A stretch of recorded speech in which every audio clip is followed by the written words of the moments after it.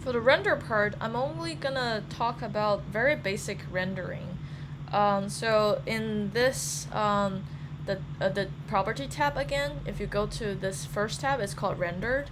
Here you can select which render engine you want to use. The most commonly used ones are Eevee or Cycles. If you want more realistic ones, you can use the Cycles. Eevee is good for really fast rendering. And it has more of like a digital vibe. I think a lot of people still like it. I personally really like what Eevee looks like. Looks pretty decent. And then you have a lot of different render settings you could go for. But here we're not gonna go too deep into that. The output is controlling the resolutions and also the formats of your render. So here you can, it's by default it's 1920 by 1080. You don't need to change that if you are rendering it for a film. And then here you can set, if you're rendering animation, then what's the range of your frames. So for example, if you only want to render 20 frames, that's or 25 frames, that's here you can change it. Here's the important part. So you want to change where you want to output to.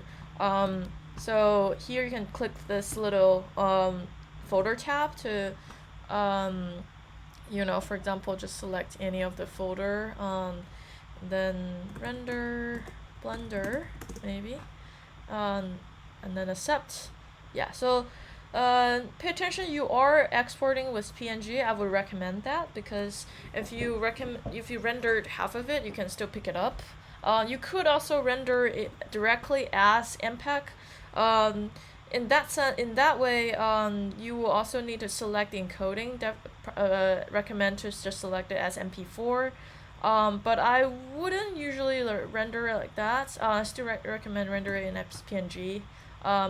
If you want to render something without background, you would select RPGA, but we don't need to do that right now. Because that also involves some other settings. Anyway, so if you go to the menu, you can click render image. You can just see the direct like a still image from it. But if you want to render an animation, then you will go to render animation, and it will start rendering the frames. So you can see the speed is quite decent. 6, 7, 8. Well, we're not gonna stay with it. But if you go to, where's my desktop?